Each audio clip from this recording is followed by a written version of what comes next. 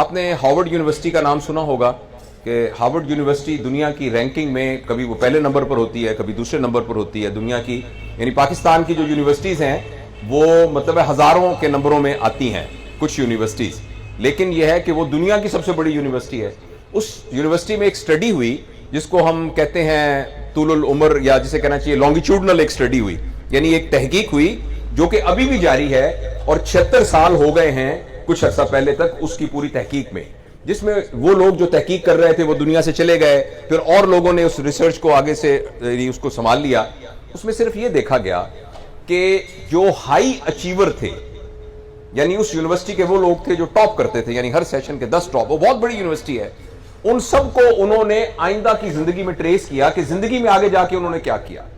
اس میں کچھ ایسے لوگ بھی تھے، 2 بندے جو امریکہ کے صدر بنے، اس میں ایک بندہ وہ بھی تھا جس نے چاند پر قدم رکھا تھا، اس میں وہ بھی لوگ تھے جو بہت بڑے نوبل انعام یافتہ لوگ تھے، سائنسدان تھے، اس میں وہ بھی لوگ تھے جو لٹریچر کے آدمی تھے، جو بڑے بڑے اداکار تھے، اس میں کچھ ایسے لوگ بھی تھے جن کو سزائے، جن کو عمر قید ہوئی، ان میں ایسے لوگ بھی تھے جو قتل ہوئے، اس میں ایسے لوگ بھی تھے جو قاتل تھے، یعنی اس طرح کے سارے لوگوں کو انہوں نے لانگیٹیوڈنلی ٹریس کیا کہ زندگی میں ان کے ساتھ کیا، اور دیکھا صرف یہ کہ آخر تک خوش کون رہا، یعنی کون سا بندہ ایسا تھا جس نے اطمینان والی زندگی گزاری اور خوشی والی زندگی گزاری۔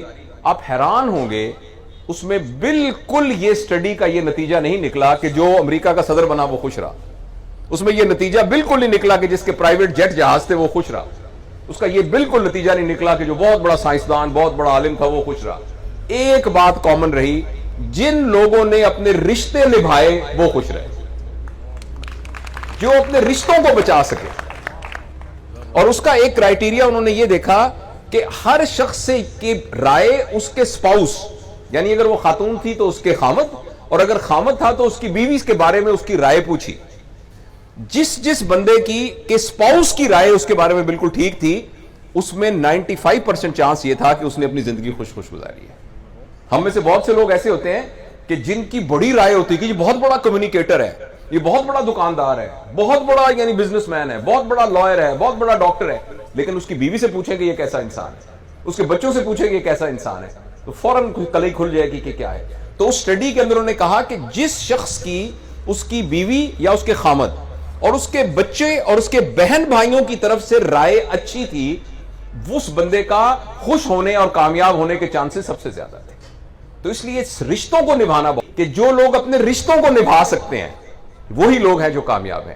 اور دیکھیے معاشرے میں بھی جب تک رشتے نبھانے والے لوگ موجود ہوتے ہیں نا، رشتے نبھانے والے لوگ، اس وقت تک معاشرے کے اندر وہ گلو موجود ہوتی ہے، وہ گوند۔ دیکھیے میری عزت، جان مال مجھے بہت عزیز ہے، آپ کی عزت، آپ کی جان مال بھی مجھے تقریباً اتنی ہی عزیز ہو جتنی میری اپنی عزیز ہے۔ اس کے لیے میرے اور آپ کے درمیان میں ایک گوند، ایک گلو کا ہونا ضروری ہے۔ اس گلو اور گوند کا نام رشتہ ہے۔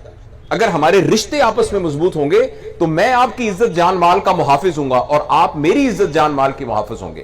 اس لیے معاشرے کے اندر، اور یہ کچھ تھا، میں آپ میں سے بہت سارے لوگ مجھ سے چھوٹے ہیں، کچھ میری عمر کے بھی ہوں گے، میں نے 1990 میں، آپ نے میٹرک کیا تھا، میں نے 1990 میں FCPS کیا تھا، یعنی اپنی فیلوشپ کی تھی، تو ظاہر ہے میں آپ سے 76 میں نے میٹرک کیا تھا، تو 86 اور 4 یعنی 14 سال تو بڑا ہوں میں آپ کی کلاس سے، تو اور باقی جو کچھ میری عمر کے بھی ہوں گے، کچھ شاید کچھ تھوڑا بہت بڑے بھی ہوں، تو میں نے ماحول اپنی آنکھوں سے دیکھا ہے۔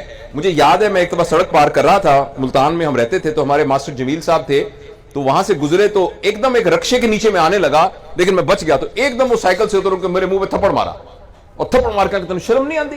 ماں پیو تو کلا پتر ہے، تو سڑک دے وچ کیویں بھجا پھردا ہے، ہن تیری لت ٹوٹ جاندی، پھر کی ہویا، پھر کی ہوندا؟ اچھا میں روتا گھر آیا، اور آ کے میرے ابو نے کیا ہوا، میں نے کہا جی ماسٹر چاچا جی جمیل نے مجھے تھپڑ مارا ہے۔ وہ کسی اور اسکول میں ماسٹر تھے، تو چاچا جی جمیل کہتے تھے کہ چاچا جی جمیل نے میرے تھپڑ مارے ہے، تو کیا ہوا، میں نے بتایا، تو ایک دم میرے والد صاحب نے آگے سے پتہ کیا کہا مجھے، جنرلی باپ کو کیا کہنا چاہیے کہ میرے بیٹے کو تھپڑ کیوں مارا ہے؟ انہوں نے کہا چنگا کیتا، انہوں نے بالکل چنگا کیتا، بالکل چنگا کیتا۔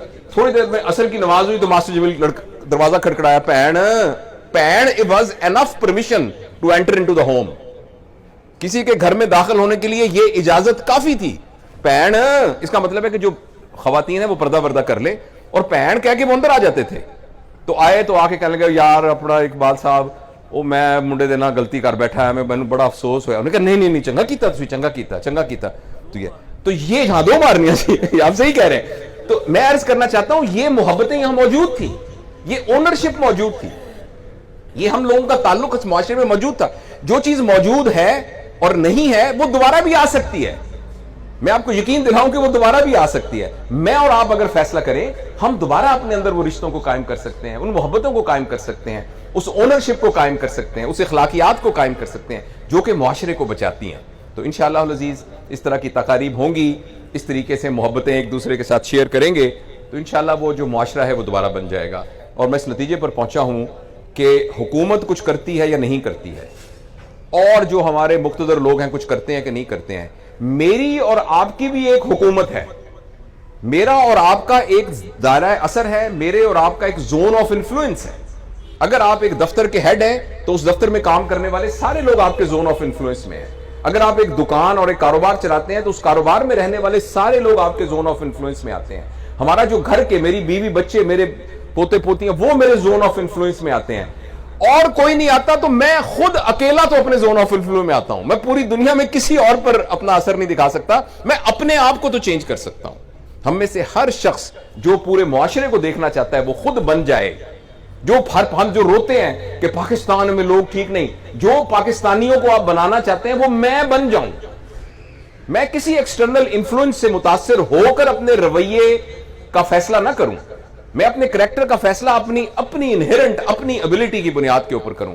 میں اس لیے نہ بولوں کہ معاشرے میں سچ چل رہا ہے یا جھوٹ چل رہا ہے, میں اس لیے بولوں سچ کہ میں نے سچ بولنا ہے, میں نے ایمانداری کرنی ہے, میں نے کسی کا حق نہیں مارنا. اس لیے نہیں کہ معاشرے میں کیا چل رہا ہے, اس لیے کہ یہ صحیح ہے.